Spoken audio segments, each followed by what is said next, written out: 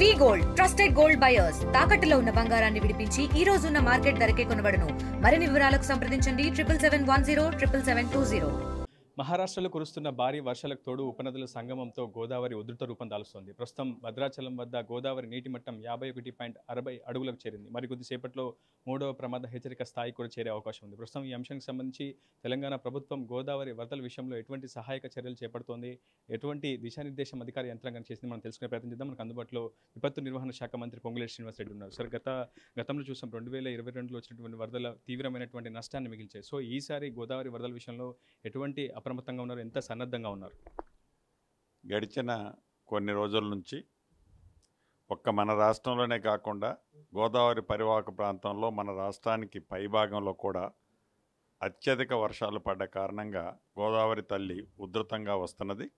దీంట్లో భాగంగా గడిచిన 2 రోజుల నుంచి 47-48 అడుగుల నుంచి ఈరోజు ఉదయం 50 అడుగులు క్రాస్ అయింది.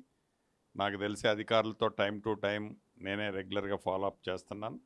దాంట్లో భాగంగా ఇంకొక 6 ఇంచెస్ కానీ 1 ఫీట్ కానీ 52 లోపే పీక్కు వచ్చేసి మళ్ళీ రెడ్యూస్ డౌన్ ట్రెండ్లోకి ఉంటుంది అనేది అధికారులకి పైన వస్తున్న వరదని దృష్టిలో పెట్టుకొని ఏదైతే తెమ్మిడిహట్టి దగ్గర వచ్చే ఇన్ఫ్లోస్ని మిగతా ఉపనదుల నుంచి వచ్చే ఇన్ఫ్లోస్ని క్యాలిక్యులేట్ చేసి 52 ఫీట్లు క్రాస్ అవ్వదు అనేది అధికారులు ఒక అంచనాకు రావటం జరిగింది.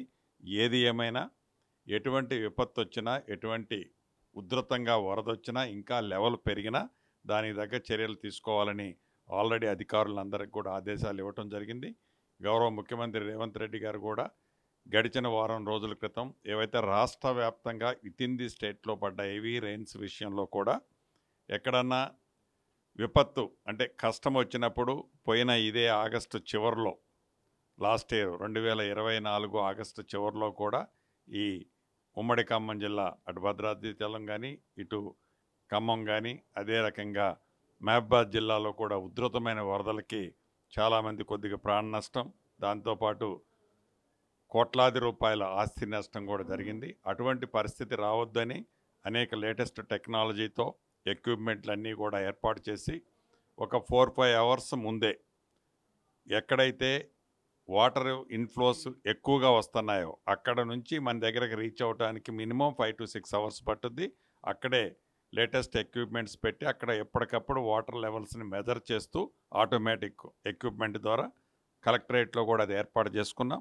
ఇలా రాష్ట్ర వ్యాప్తంగా అనేక ప్రాంతాల్లో ఇటువంటి వరద వచ్చినప్పుడు వచ్చింది అనటానికి కపుల్ ఆఫ్ అవర్స్ ముందే ఆస్తి నష్టం, ప్రాణ నష్టం తగ్గించే దానికోసం చర్యలు ఆల్రెడీ రాష్ట్ర ప్రభుత్వం చేపట్టింది. గౌరవ కలెక్టర్లు అందరి దగ్గర కూడా ఒక్కొక్క కలెక్టర్కి ఈ విపత్తు కోసమని ₹1 కోటి ఆల్రెడీ ఇచ్చాం. నిధులకు ఎక్కడా ఇబ్బంది లేదని కూడా చెప్పాం.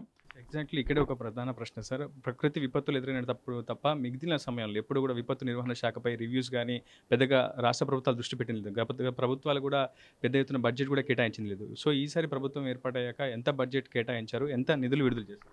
ప్రధానంగా లాస్ట్ ఇయర్ కూడా ఎక్కడైతే రైతన్నలకి పంట నష్టం జరిగితే ఇమీడియట్లీగా పేమెంట్ ఇచ్చాం. ప్రాణ నష్టం జరిగితే అక్కడ కూడా రాష్ట్ర ప్రభుత్వం చేయాలనుకున్నది చేసింది. ఇంకా ఆస్తి నష్టం జరిగే దగ్గర చేశాం. అదే రకంగా రోడ్ సెక్టార్లో నష్టపోయింది కూడా ఇమీడియట్లీగా రెక్టిఫై చేశాం.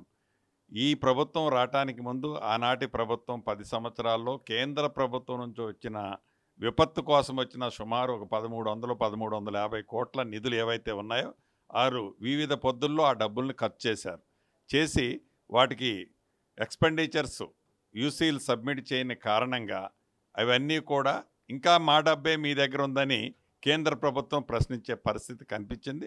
వాటన్నిటిని కూడా స్ట్రీమ్లైన్ చేస్తూ ఎక్కడా విపత్తు వచ్చినప్పుడు మనం ఫేస్ చేయడం ఒకటి, విపత్తు రాకముందు మనం తీసుకోవాల్సిన చర్యల మీద కూడా ఈ సంవత్సరం కూడా నేను వరదల కంటే ముందే రాష్ట్ర వ్యాప్తంగా ఒక ఉన్నత స్థాయి మీటింగ్ పెట్టి 2 times మీటింగ్ పెట్టి వాళ్ళకి దిశను కూడా నిర్దేశించడం జరిగింది.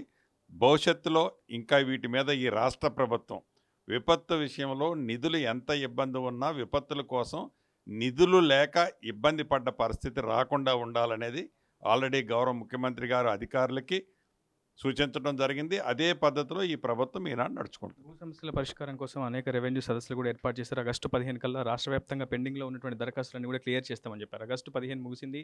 ఎంతవరకు దరఖాస్తులు పెండింగ్లో ఉన్నాయి, ఇంకెంత క్లియర్ చేయాలి? సుమారుగా 8,60,000 అప్లికేషన్లు ఏవైతే వచ్చాయో దీంట్లో సాదా బైనామాలకు సంబంధించిన 4,25,000 అప్లికేషన్లు స్క్రూటినీ చేసి రెడీ పెట్టారు. ఆనరబుల్ హైకోర్టులో ఒక పిల్ ఉన్న కారణంగా ఇంకా క్లియర్ జడ్జిమెంట్ రాలేదు. Waiting for that judgment. అవి కాకుండా రిమైనింగ్ దట్ సర్వేకి సంబంధించిన ఇష్యూస్లో కూడా కొత్త సర్వేయర్ల రిక్రూట్మెంట్ జరుగుతుంది కాబట్టి దాంతోపాటు దాన్ని కూడా ఒక ప్రణాళిక ప్రకారం క్లియర్ చేయబోతున్నాం. Other than that more than 1.8-1.9 lakhs అప్లికేషన్లు మొన్న ఆగస్టు 15 లోపు నోటీసులు ఇచ్చేసి వివిధ స్థాయిల్లో వాటిని క్లియర్ చేయడం కూడా జరిగింది. ఫైనల్గా సార్, కాళేశ్వరం కమిషన్ అక్రమాల విషయంలో పీసీ ఘోష్ కమిషన్ నివేదికను ఇచ్చింది, కానీ బహిర్గతం ఎందుకు చేయలేదు ప్రభుత్వం అని కేసీఆర్కి సంబంధించి కావచ్చు, హరీష్ రావు కూడా హైకోర్టుని అప్రోచ్ అయ్యారు. దానికి సంబంధించి విచారణ కూడా సాగుతుంది. కేవలం కక్షపూరిత వేధింపులు ప్రభుత్వం పాల్పడుతుందని చెప్తున్నారు. ఎందుకు నివేదికను ఇప్పటివరకు ప్రభుత్వం పబ్లిక్ డాక్యుమెంట్ని ఎందుకు బహిర్గతపరచలేదు? అంటే ఈ ప్రభుత్వము ఎవరితోని శశిభూషణలో లేవు. ఈ ప్రభుత్వం తప్పు ఎవరు చేసినా ఉపేక్షించదు. ఈ ప్రభుత్వం ఏవైతే కాళేశ్వరంలో అనేక అవకతవకలు జరిగాయని అనేక మార్గాల ద్వారా రాష్ట్ర ప్రభుత్వం సేకరించిన ఆధారాల ప్రకారం ఘోష్ గారి కమిషన్ని ఏర్పాటు చేసి వారిచ్చిన రిపోర్టును కూడా పబ్లిక్గా ఏదైతే ప్రెస్ మీట్ పెట్టి గౌరవ ముఖ్యమంత్రి గారు కొన్ని అంశాలను వివరించడం జరిగింది. గుమ్మడికాయల దొంగ ఎవరంటే భుజాలు తడుముకున్నట్టు వారికి ముందే అడావుడిగా ఆనరబుల్ హైకోర్టుని అప్రోచ్ అయ్యి వాళ్ళు దానికి రిలీఫ్ కావాలని కోరటం హాస్యాస్పదం. ఏదైనా దొంగతనమో తప్పో అవినీతో ఆ ప్రాజెక్టులో వాళ్ళు చేసి ఉండకపోతే అంత ఆతృత అడావుడి పడాల్సిన అవసరం లేదు. ఏదైనా తప్పకుండా ప్రతి అంశాన్ని, ప్రతి పేజీని, ప్రతి పేరాని ప్రజల ముందుకు తీసుకొస్తాం. దాని మీద తప్పు ఎవరు చేసినా, ఎంత పెద్దవాళ్ళు తప్పు చేసినా ఈ ప్రభుత్వం తప్పుకు తగ్గ పనిష్మెంట్ భవిష్యత్తులో ఉంటుంది. Thank you sir, thank you so much. మొత్తంగా కాళేశ్వరం అక్రమాలకు సంబంధించినటువంటి ప్రతి విషయాలను, వాస్తవాలను బహిర్గతం చేస్తామని చెప్పి ప్రభుత్వం తరపున పొంగులేటి అయితే స్పష్టంగా చెప్పడం జరిగింది. ఏదేమైనప్పటికీ విపత్తు నిర్వహణ శాఖకు సంబంధించి పెద్ద స్థాయిలో బడ్జెట్ కూడా అలర్ట్ చేశాం. ఖచ్చితంగా వాటన్నిటిని కూడా ఆయా జిల్లాలకు విడుదల చేస్తాం. ప్రతి జిల్లాకు ₹1 కోటి చొప్పున ఇప్పటికే విపత్తు నిర్వహణ శాఖకు సంబంధించినటువంటి బడ్జెట్ అయితే విడుదల చేయబడిందని చెప్పి మంత్రి పొంగులేటి శ్రీనివాసరెడ్డి చెప్తున్నారు. ఖచ్చితంగా ప్రభుత్వం వరద సహాయక చర్యల విషయంలోనూ దానికి సంబంధించిన విపత్తు నిర్వహణ శాఖను సమర్థవంతంగా నడిపేందుకు తను పూర్తి స్థాయిలో ప్రయత్నం చేస్తున్నారంటున్నారు మంత్రి పొంగులేటి శ్రీనివాసరెడ్డి. ఇది న్యూస్ 9తో reporter Uday, RTV, Kusumanchi camp కార్యాలయం నుంచి. తెలుగులో ఫాస్టెస్ట్ న్యూస్ ఇప్పుడు కొత్త అవతారంలో 5 సెకండ్లోనే పూర్తి వార్తా సమాచారం మీ చేతిలో. సోషల్ మీడియా ట్రెండ్స్ మీ కళ్ళ ముందుకే live TV and voice search ఆప్షన్స్తో ఇప్పుడే డౌన్లోడ్ చేయండి. యాప్ లింక్ డిస్క్రిప్షన్లో ఉంది.